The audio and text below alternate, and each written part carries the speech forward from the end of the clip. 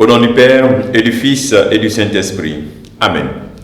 Bien-aimés dans le Christ, nous sommes aujourd'hui 25 janvier. L'Église nous donne de célébrer la conversion de Saint Paul. Bonne fête à tous ceux qui se prénomment Paul et bonne conversion à tous ces chrétiens qui rendent la dynamisme dans la dynamique de la conversion permanente de leur vie. Et la parole de Dieu que notre Mère Église nous propose est celle de l'Évangile de Marc chapitre 16, versets 15 à 18. Marc chapitre 16, versets 15 à 18. En ce temps-là, Jésus ressuscité dit aux 12 apôtres, « Allez dans le monde entier, proclamez l'Évangile à toute la création. Celui qui croira et sera baptisé sera sauvé. Celui qui refusera de croire sera condamné. Voici les signes qui accompagneront ceux qui deviendront croyants. En mon nom, ils expulseront les démons. Ils parleront en langue nouvelle. Ils prendront des serpents dans leurs mains. Et s'ils boivent un poison mortel, il ne leur fera pas de mal.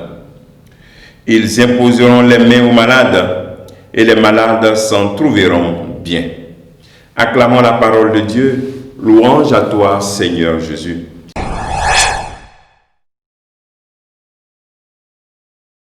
Bien-aimés dans le Christ, nous voyons cette recommandation missionnaire du Christ qui dit à ses apôtres, « Allez dans le monde entier ».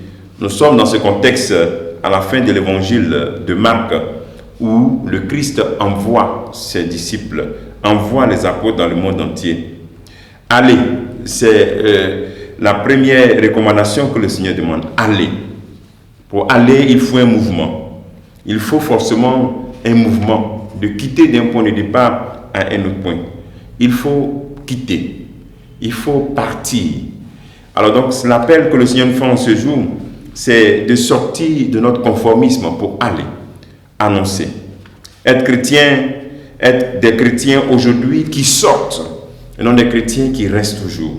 Des chrétiens qui font le mouvement d'aller vers les autres, d'aller pour parler du Christ. Il y a trop de chrétiens qui restent chez eux-mêmes, qui restent en eux-mêmes, qui ne sortent pas de leur réalité, qui ne veulent pas rencontrer les autres et qui se contentent du peu, des chrétiens du minimum. Le Seigneur veut que nous soyons des chrétiens du maximum, des chrétiens qui sortent du conformisme ordinaire de leur vie pour aller vers ce qui dérange, vers ce qui risque, ce qui est risquant. Alors nous devons sortir de nos conforts et devenir des disciples du Christ. Deuxième élément, c'est croire et être baptisé. Nous voulons un christianisme souvent sans sacrement. Aujourd'hui, on veut un christianisme sans sacrement. D'ailleurs, on peut constater que certains chrétiens sont baptisés, mais qui ne sont pas confirmés. Ou bien certains sont baptisés, ont reçu la première communion et confirmés, mais qui ne vivent pas la première communion, qui ne vivent pas l'Eucharistie. Nous sommes en train de présenter un christianisme sans sacrement. Un christianisme où nous voulons effacer la force, la puissance de ce Dieu qui nous rencontre à travers les sacrements.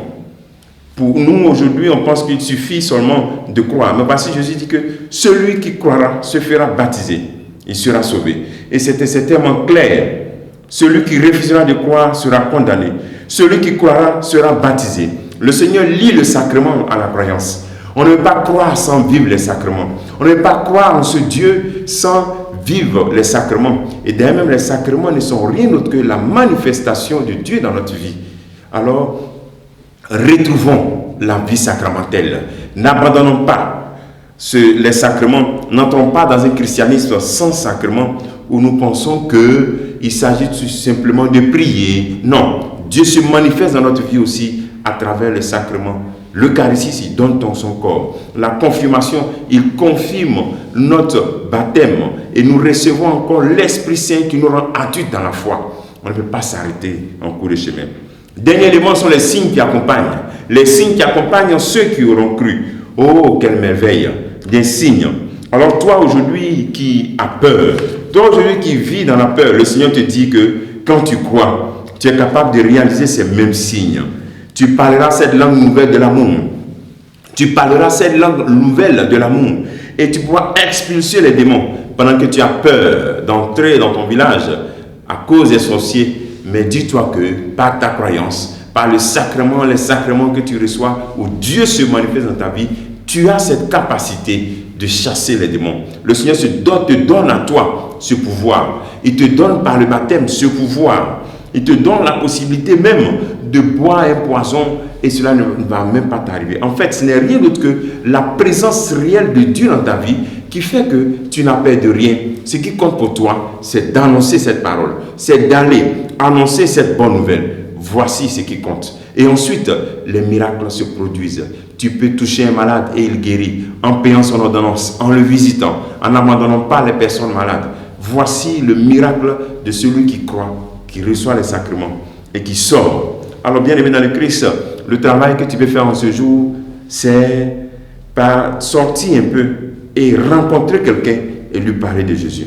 Dans ton travail, quelqu'un à qui tu n'as jamais parlé de Jésus, le rencontrer et lui parler de Jésus. Voici le travail que je te propose en ce jour.